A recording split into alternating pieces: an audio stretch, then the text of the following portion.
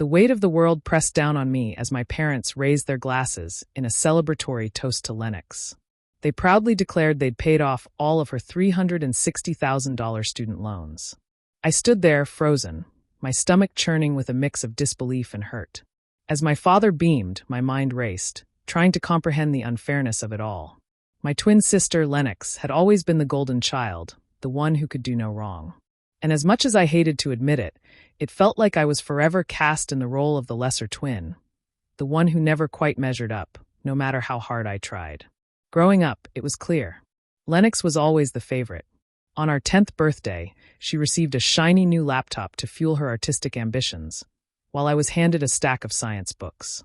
When we both made the honor roll, Dad took Lennox out to dinner to celebrate. My invite came only as an afterthought, a mere formality.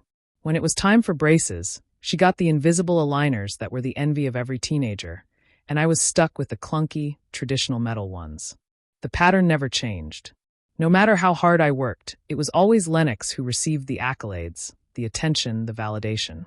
Mom would tell relatives that I was more self-reliant, as though that was some kind of virtue, when really it meant that they didn't have to invest in me the way they did in Lennox. I learned early on that if I wanted anything, I had to do it myself. I took on babysitting jobs while Lennox received a steady allowance. I applied for summer programs that offered financial aid, while her tuition was always covered by them. I sought out mentors who believed in me, simply because my parents never did. Dr. Callista Parker was the first person who saw me for who I truly was, not just as Lennox's twin or the quieter, independent one. She was the head of neurology at the hospital where I volunteered in high school, and she saw my potential long before anyone else. She took me under her wing, offering guidance, encouragement, and even writing glowing letters of recommendation that opened doors for me. Even with the overwhelming disparity in support, Lennox and I both managed to earn spots at Johns Hopkins School of Medicine. Our credentials were nearly identical. Same MCAT scores, matching GPAs, comparable extracurriculars, but the reactions couldn't have been more different. When Lennox received her acceptance letter, our parents celebrated with tears and champagne. When mine came, they merely nodded and said, "We knew you girls could pull it off," as they embraced Lennox, leaving me to fend for myself in the emotional void. Throughout med school, the divide only deepened. Lennox lived in a spacious apartment, her rent covered by our parents. I juggled loans and part-time work in the university library to make ends meet. She received care packages every week. Mine came only occasionally, and even then they were sparse. They attended every one of Lennox's class presentations. But for mine, they showed up once and left early to take Lennox to a dinner with her study group. But I persevered. I graduated with honors, just like Lennox, but the help I had received was worlds apart from hers. Then, a week after we both graduated, came the moment that solidified everything I had already felt in my gut. Our parents invited us over for what I thought would be a small celebration, but instead, Dad raised a toast to announce their decision to pay off Lennox's student loans. All $360,000 of them. My heart sank. I glanced at my mother, hoping she would offer something to me too, some gesture of fairness, but all she did was offer a soft, regretful smile and say, "We wish we could do the same for you, but we simply didn't save enough for both of you. You've always been so resourceful, Amaya. We know you'll handle your debt just fine." I kept my composure, but inside, I was devastated. I had spent years working tirelessly, finding ways to make it on my own. And yet, it was clear. Lennox was the one they believed in, the one they were willing to invest in. I was the one they assumed would always be fine, always figure it out. That night, back at my apartment, the weight of it all hit me. The financial burden felt like an anchor, and the emotional weight of their choice was even harder to bear. But true to my nature, I didn't let it stop me. I researched loan forgiveness programs, applied for competitive fellowships, and crafted a strict budget. I accepted a residency that paid slightly better, though it came with longer hours. Meanwhile, Lennox entered her residency debt-free, able to choose a prestigious program that paid far less. I worked extra shifts while others relaxed after their shifts. When my peers took short getaways, I stayed behind, pinching pennies. Every decision I made had to account for the crushing weight of my debt. Half a year before residency ended, Dr. Parker approached me about applying for the Patterson Neurology Fellowship, one of the most prestigious programs in the country, offering full debt forgiveness, a generous stipend, and research funding. The only catch was that it came with a 5-year commitment and minimal patient interaction. Dr. Parker saw something in me that no one else did, and she encouraged me to apply. "You need to apply, Amaya," she urged. "Your work on neuroplasticity and trauma cases is exactly what they're looking for. If you land it, I might even show up to your celebration." I spent the next several months refining my application, often working late into the night after grueling shifts. But I never shared my excitement with my parents. Their indifferent reactions had burned me too many times before. 2 weeks before our residencies ended, my parents called. They were hosting a party for Lennox to celebrate her debt-free future. "We're kicking off her future the right way," Mom said. "We want to celebrate this new chapter for her." The timing felt like a slap in the face.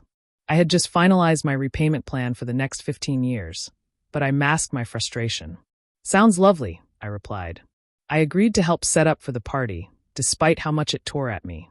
I still craved their approval, even as I dreaded every moment of that night. The venue was stunning, an upscale country club with floor-to-ceiling windows overlooking manicured gardens. The room was filled with lavish flower arrangements, and a custom banner proudly announced, "Cheers to Dr. Lennox, Loan-Free MD." As I followed my mother's instructions and arranged place cards, relatives began to arrive. My aunt was the first to approach me. "Your folks are just amazing for covering Lennox's school debt," she said, her voice full of admiration. "They must be so proud of both of you." I forced a smile. "They're definitely kind," I replied, my voice tight. Next, my uncle joined in. "I bet you're chipping away at your own loans now, huh? What's that take, 15 years or so?" "About that," I said with a strained grin. "Independence comes at a cost." By the time the room filled, the air was thick with the disparity between my sister and me. But still, I did what I had always done. I smiled, I nodded, and I carried the weight of it all in silence. I managed to perfect a smile that was polite, even pleasant, but hollow and devoid of meaning. I stood on the sidelines as my parents made grand speeches about their unwavering support of Lennox's clean slate, toasting to her debt-free future. As Dad rambled on about the importance of investing in the next generation, I felt my phone buzz in my pocket, a much-needed distraction. Excusing myself, I slipped out into the hallway and pulled my phone from my pocket. It was an email from the Patterson Fellowship Committee. My fingers trembled as I tapped open the email, bracing myself for yet another disappointment. Just another close call in a life full of them. But as my eyes scanned the words, I froze. The first word jumped off the screen. "Congratulations." I read it again and again, needing to confirm that it wasn't some cruel mistake. I had been selected, one of only 5 Patterson Fellows nationwide for the coming year. The award meant that all my student loans would be erased. It included a research stipend twice the size of Lennox's starting salary and a coveted position at the highly respected Parker Neuroscience Institute. The price? 5 years of grueling research hours, a cross-country move, and the personal sacrifices that came with it. But none of that mattered in this moment. My heart raced, and for the first time in years, I felt a sense of validation that had eluded me for so long. As I stood there, staring at the screen, the door at the end of the hallway swung open. Dr. Parker entered, and the moment felt like something out of a dream. She saw me instantly, her face lighting up with a wide smile. "I couldn't resist showing up in person to say congratulations," she said, pulling me into a tight hug. "When I heard you made the final 5, I asked if I could deliver the official letter myself." She handed me an envelope embossed with the Patterson seal. "You earned every bit of this, Amaya. Your proposal was groundbreaking, and the committee was in awe of how you managed to produce such impactful research while handling such immense financial strain." Tears welled up in my eyes, not just because of the honor, but because for the first time, someone truly believed in me. Dr. Parker gave my shoulder a gentle squeeze. I took the liberty of calling the event staff when I heard the news. "I hope you won't mind me crashing Lennox's party, but this news deserves to be shared." Before I could protest, she was already guiding me back toward the event. My father was still in the middle of his speech when we entered. Dr. Parker didn't hesitate. "Excuse me," she announced, her voice sharp and commanding, slicing through my father's monologue. "I apologize for the interruption, but I have an important announcement to make." The room went silent. Every pair of eyes turned toward us. My mother's face contorted with irritation, and Lennox blinked in confusion. Dr. Parker continued, undeterred. "For those who don't know me, I'm Dr. Callista Parker, director of the Parker Neuroscience Institute. I'm here today to proudly share that Dr. Amaya Wilson has just been awarded one of this year's Patterson Neurology Fellowships. A ripple of surprise swept through the room.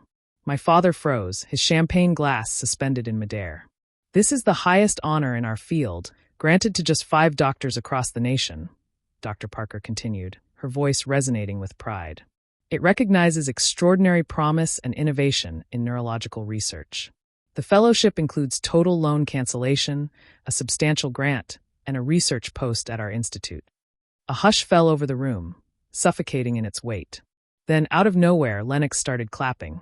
The sound was hesitant at first, but soon others joined in, their applause growing in confidence as the significance of the moment sank in. My parents recovered quickly, but their smiles felt strained and rehearsed. "We always knew you'd make it," my mother said, her voice just a bit too bright. "This proves we were right not to step in." My father added, clearly trying to rewrite the past, "You've always had the persistence to succeed." But Dr. Parker didn't let them get away with it. Her expression remained calm, but there was an undeniable firmness in her eyes as she spoke. Amaya accomplished this entirely on her own, through her own persistence and excellence. Her pivotal work on neuroplasticity was carried out while juggling extra shifts to manage her student loan debt. Her success is the result of her own dedication. The correction hung in the air like a spotlight, and for a moment, a few relatives exchanged uncomfortable glances between me and my parents. Lennox stepped closer, her voice cutting through the tension. "Well done, Amaya," she said, her tone soft but steady. "You've always put in twice the effort with half the backing." She turned to our parents. "Let's not pretend anymore. You've clearly given me the upper hand my entire life, and it's never been fair to her." My mother's face flushed a deep shade of pink. "Lennox, this really isn't the right time." "No," Lennox interrupted firmly. "This is exactly when it should be said." Her voice rang with clarity. "You threw a celebration because I'm starting my career debt-free, thanks to your help. Meanwhile, Amaya has been pushing herself to the brink just to keep up, and she still managed to accomplish something incredible." The atmosphere in the room shifted, and the party unraveled quickly. Guests began to slip away quietly, murmuring vague goodbyes. My parents, embarrassed and unsure how to recover, busied themselves with tidying up, avoiding any meaningful conversation. Dr. Parker stayed close, offering her quiet support as the last few guests departed. Before she left, my aunt pulled me into a tight hug. "I've watched this unfold your whole life," she whispered. "I should have spoken up long ago. But I'm proud of you, Amaya." A few days later, my parents invited me to dinner, hoping to clear the air. I accepted, not out of obligation, but because I was finally ready to speak my truth without fear. We gathered around the same table where, for years, I had swallowed my emotions in silence. But this time I came prepared. When my dad started explaining how they had always admired my self-sufficiency, I gently lifted a hand to stop him. "I didn't need evaluators," I said, keeping my voice calm but firm. "What I needed were parents. I needed support, not just financially, but emotionally. Every time you put Lennox first, you made it clear that I didn't matter as much, that I wasn't worth the same effort." "That's not true," my mom whispered, her voice barely audible. "Maybe it's not now," I replied, "now that I've succeeded in spite of being overlooked. But I've made peace with the fact that I'll never be your top priority. And honestly, I don't need to be. I'm okay on my own." For the briefest moment, my father's expression faltered, a flicker of remorse in his eyes before he regained his composure. It was as if they had been expecting tears, accusations, or desperate pleas for affection. But instead, they were met with a woman who no longer needed their approval. Over the following weeks, the dynamic between us shifted. My parents made awkward gestures, offering to help with retirement savings, sending expensive gifts. But I turned them down. When they called more often, I answered only when I felt like it. I kept my distance, respectful but firm. Through this journey, Lennox and I formed a deeper bond. She recognized the advantages that had always been in her favor, and she supported my decision to distance myself from our parents. For the first time, we connected as two independent people, not as rivals fighting for approval. The Patterson Fellowship revolutionized my career. With the crushing weight of debt lifted, I was able to throw myself into my research fully. The Parker Neuroscience Institute became the foundation of my professional life, and with Dr. Parker's mentorship, I flourished. 6 months into the program, I published my first major research paper. The journey was demanding, sometimes grueling. I spent countless nights in the lab, sacrificed holidays with friends, and gave up the comforts I once enjoyed. There were moments when I wondered if I had made the right choice, especially during long weekends when I was alone in the lab while others were with their families. But unlike my parents' conditional support, this fellowship offered something different. My dedication wasn't just expected, it was appreciated. It was acknowledged, celebrated, and most importantly, it was rewarded. The sacrifices I made felt meaningful because they were my own decisions for my future, not burdens imposed upon me to prove my worth. When the journal containing my article finally arrived, Dr. Parker had the first page framed and displayed proudly in her office. "Your parents may not see your true worth, Amaya," she said with a knowing smile, "but the medical community certainly does. And more importantly, I hope now you do too." And I did. After a lifetime of being defined as the other twin, I had finally become Amaya, a successful neurologist, a respected researcher, a woman who had learned that the greatest revenge against those who underestimate you is to succeed beyond their narrow expectations. The debt is gone, and so is the weight of seeking validation from those who refuse to offer it. What remains is the knowledge that I built my success, brick by brick, loan by loan, late night after late night. No one can take that away from me, not even my parents.